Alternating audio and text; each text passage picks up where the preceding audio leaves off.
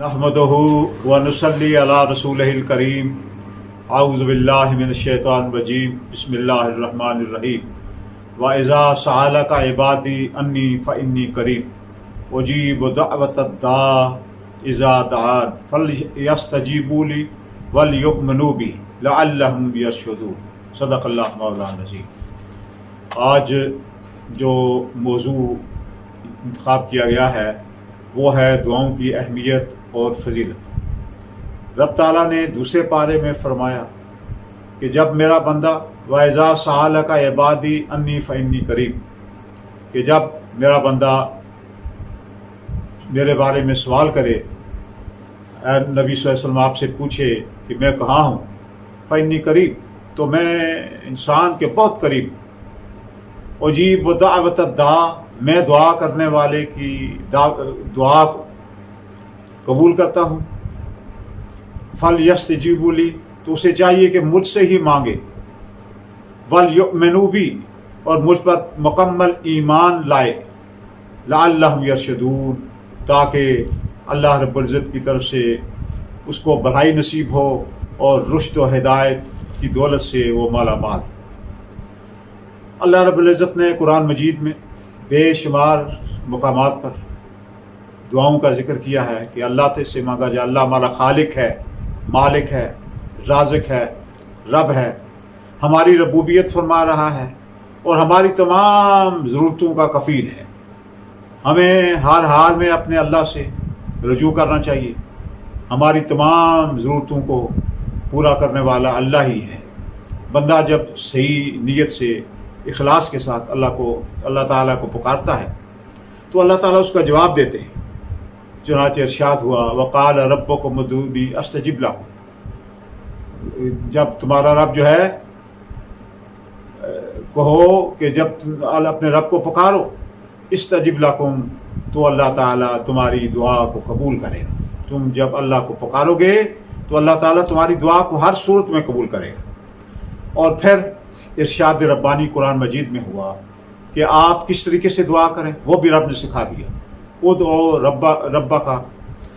रब्बकुम तदर्रुअन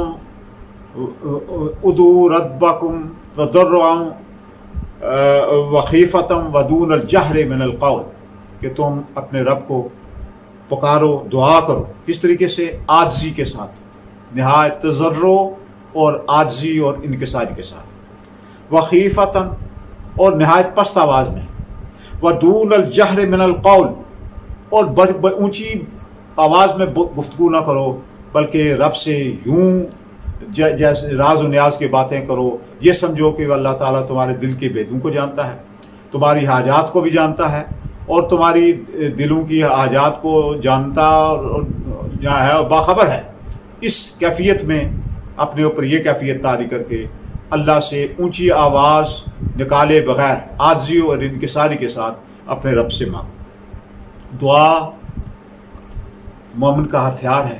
फरमाया नबी करीम सल्लल्लाहु अलैहि वसल्लम ने कि दुआ मोमिन का हथियार है। दुआ सिलाहुल मोमिन, दुआ मोमिन का हथियार है। फिर नबी पाक सल्लल्लाहु अलैहि वसल्लम ने फरमाया कि दुआ इबादत है। हज़रत नोमान इब्न बशीर तिरमिज़ी की हदीस है, वो रिवायत ये करते हैं कि नबी पाक सल्लल्लाहु अलैहि वसल्लम ने फरमाया कि दुआ इबादत है। अद्दुआ हुवल इबादत, अल्फाज हदीस पाक के हैं कि दुआ इबादत है। इसे ये न समझें कि ये इबादत से हट कर है, बल्कि दूसरी हदीस जो मैं पेश कर रहा हूँ उससे पता चलेगा कि दुआ की अहमियत क्या है।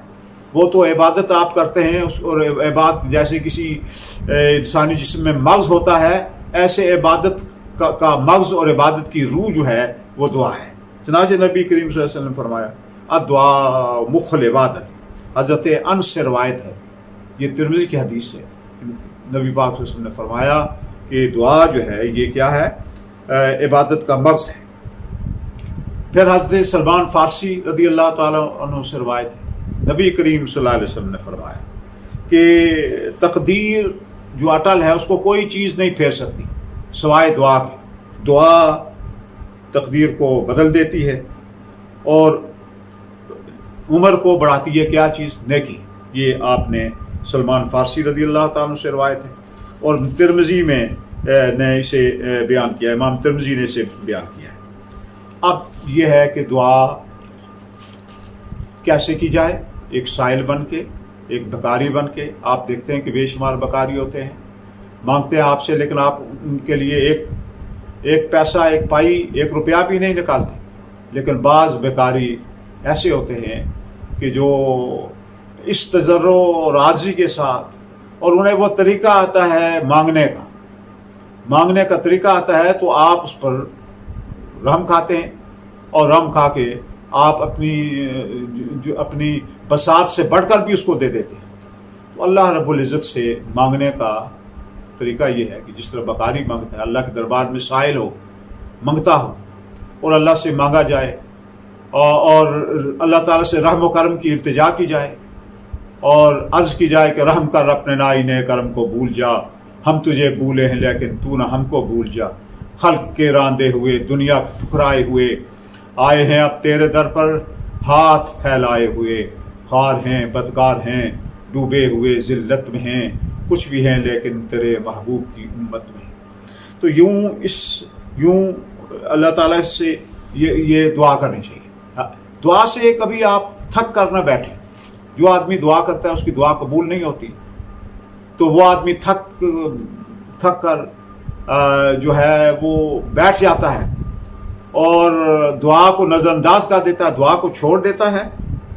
نبی پاک صلی اللہ علیہ وسلم نے اس سے منع فرمایا، اور مسلم کی حدیث ہے، جناب حضرت ابو ہریرہ رضی اللہ تعالیٰ عنہ سے روایت ہے، فرمایا کہ اللہ تعالیٰ مومن کی دعا کو قبول کرتا ہے جب تک کہ وہ گناہ کے بارے میں نہ مانگے، کہ گناہ کی کوئی دعا نہ کرے، یا رشتے کے منقطع کرنے کی دعا نہ کرے۔ یہ دو دعائیں نہ کرے تو اللہ قبول کرتا ہے، اور جب تک وہ جلدی نہیں کرتا۔ اور پوچھا گیا یا رسول جلدی کیا؟ تو فرمایا جلدی یہ کہ دعا مانگنے والا یہ کہ میں نے بہت دعا کی، بہت دعا مانگی، بار بار میں نے دعا کی اور میری دعا قبول نہیں ہوئی، اس کے بعد وہ مایوس ہو کر بیٹھ جائے اور دعا کو چھوڑ دے۔ امام مسلم نے اس حدیث کو روایت کیا ہے۔ مراد یہ ہے کہ اللہ رب العزت سے سائل بن کے ہمیشہ مانگا جائے، اور اگر آپ کی دعا میں دیر ہوئی ہے، مانگتے جائیں کہ دعا خالی نہیں ہے، دعا ہمیشہ دعا کا فائدہ ہی ہوتا ہے۔ دعا حدیث پاک ہے، حضرت ابو سعید خدری سے روایت ہے، اور یہ حدیث جناب امام احمد نے نقل کی ہے کہ آپ فرماتے ہیں کہ جو مسلمان دعا کرتا ہے اللہ تعالیٰ سے تو اس کی دعا ضرور اللہ قبول کرتے ہیں۔ تین صورتیں اس کی ہوتی ہیں۔ ایک تو کیا کہ اللہ تعالیٰ اس کی دعا کو فوراً قبول کر لیتا ہے، اگر اللہ تعالیٰ، نمبر ایک یہ ہے کہ اگر اللہ سمجھتے ہیں کہ اس کے حق میں بہتر ہے تو جلد قبول کر لیتے ہیں، یا اس کی اگر وہ سمجھتے ہیں اللہ تعالیٰ کیونکہ علیم بذات الصدور ہیں اور ہمارے ماضی اور مستقبل پر اللہ کی نظر ہے، حال سے بھی واقف ہیں، ہماری کیفیات سے بھی واقف ہیں، تو اگر اس کی دعا ذرا مؤخر ہو جاتی ہے تو قبول نہیں ہوتی، تو دعا کو آخرت کے لیے ذخیرہ بنا کر رکھ دیا جاتا ہے۔ اور پھر یہ ہے کہ اس وقت حدیث پاک دوسری حدیث میں ہے کہ اس وقت جس آدمی کی میدان محشر میں دعائیں جو جمع ہوتی رہتی ہیں، ایک آدمی کی دنیا میں دعائیں قبول نہیں ہوئی، وہ وہاں دیکھے گا تو وہ اس کے نامہ اعمال میں ہوں گی، تو وہ حسرت کرے گا کہ یا اللہ دنیا میری دعائیں قبول نہ ہوتی، اور یہاں جو انعامات و اکرامات مجھے دعاؤں کے عوض میں مل رہے ہیں، اللہ تعالیٰ جو انعامات و اکرامات مجھے دے رہے ہیں، تو میری ایک دعا بھی قبول نہ ہوتی۔ فرمایا کہ اگر اس دعا مانگنے والے کی تیسری بات یہ آپ بیان فرمائی کہ اگر وہ دعا کرنے والا جو ہے مانگتا ہے اللہ سے، تو اگر اس کی دعا قبول نہیں ہوتی تو اللہ تعالیٰ اس کی تقدیر میں اگر کوئی برائی ہے، کوئی بری تو اللہ تعالیٰ اس کو دور کر دیتے ہیں اس دعا کے صدقے۔ تو اس لیے دعا جو ہے ہر صورت میں فائدہ مند ہے، اور آپ صلی اللہ علیہ وسلم نے فرمایا کہ خداوند تعالیٰ کا فضل بہت زیادہ ہے، خدا سے فضل طلب کیا کرو، خدا سے ہمیشہ فضل طلب کیا کرو، اور ہر چیز اللہ سے مانگو، اللہ عطا کرنے والا ہے۔ یہاں تک کہ آپ نے حضرت انس سے روایت ہے، ترمذی کی حدیث، فرمایا کہ تم اپنی حاجتوں کو اللہ سے کے سامنے رکھو، تمہاری جوتی کا تسمہ بھی ٹوٹ جائے تو اللہ تعالیٰ سے مانگو، تمہارے گھر میں نمک نہ ہو تو وہ بھی اللہ تعالیٰ سے مانگو، اللہ پر اتنا بھروسہ کرو، اللہ پر اتنا توکل کرو، اللہ تمہارے لیے اسباب فراہم کر دے گا اور دعا کی برکت سے تمہیں مالا مال کر دے گا۔ تو اللہ تعالیٰ جو ہے وہ ضرور دعا کو قبول کرتا ہے۔ ہاں شرط یہ ہے کہ دل غافل نہ ہو، اگر دل غافل ہے تو اللہ تعالیٰ غافل دل کی دعا کو قبول نہیں کرتا۔ حضرت ابو ہریرہ سے یہ روایت ہے، ترمذی میں یہ منقول ہے کہ نبی پاک صلی اللہ علیہ وسلم نے فرمایا اس یقین کے ساتھ اللہ سے مانگو کہ وہ اللہ تعالیٰ تمہیں ہر صورت میں عطا کرے۔ اگر یہ یقین تمہیں حاصل نہیں ہے اور غافل دل کے ساتھ اللہ سے مانگتے ہو تو اللہ تعالیٰ ایسی دعا کو قبول نہیں کرتا۔ تو اللہ تعالیٰ سے ہمیشہ مانگتے رہا کرو۔ اللہ سے حدیث میں ہے، ترمذی کی دوسری حدیث ابن مسعود رضی اللہ تعالیٰ عنہ سے روایت کرتے ہیں کہ اللہ کے فضل کے متمنی رہو اور کشادگی کا انتظار کرتے رہو۔ ہاں اللہ تعالیٰ کو شرم آتی ہے جب آدمی ہاتھ اٹھاتا ہے، حدیث میں ہے کہ اللہ تعالیٰ فرماتے ہیں کہ بندے نے ہاتھ اٹھائے ہیں، مجھے شرم آتی ہے کہ میں اس بندے کو خالی ہاتھ لوٹاؤں، میں بڑا کریم ہوں اور لیکن شرائط کیا ہے؟ شرائط یہ ہے کہ بندہ عاجزی اپنے اندر پیدا کرے، عاجزی پہلی شرط ہے دعا کے لیے۔ اور ایک اور چیز ہے کہ حلال روزی پہلی شرط ہے۔ حلال روزی اگر آپ کی نہیں ہے، آپ جتنی دعائیں کریں، حدیث پاک میں آیا کہ ایک شخص پرنگدہ خاطر ہے، بال اس کے بکھرے ہوئے ہیں اور سفر کر کے دور سے آیا ہے، یا رب کرتا ہے، بڑی خستہ حالت ہے اس کو۔ حضور پاک صلی اللہ علیہ وسلم نے فرمایا کہ وہ اس کا کھانا حرام کا، اس کی پوشاک حرام کی، اس کا پینا سب کچھ حرام کا ہے، تو پھر اگر وہ یا رب کرتا ہے تو اس کی دعا کیسے قبول ہوگی؟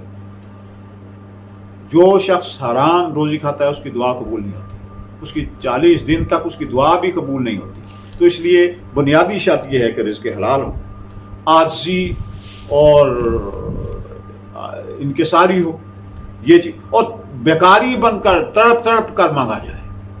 اور پھر یہ آخری بات میں کر رہا ہوں کہ اگر اللہ سے آپ مانگیں تو آپ کی آنکھیں ندامت سے آنسو بھی آپ کے آ جائیں تو پھر علامہ اقبال نے فرمایا ہے کہ موتی سمجھ کے شان کریمی نے چن لیے قطرے جو تھے میرے کے انفعال کے۔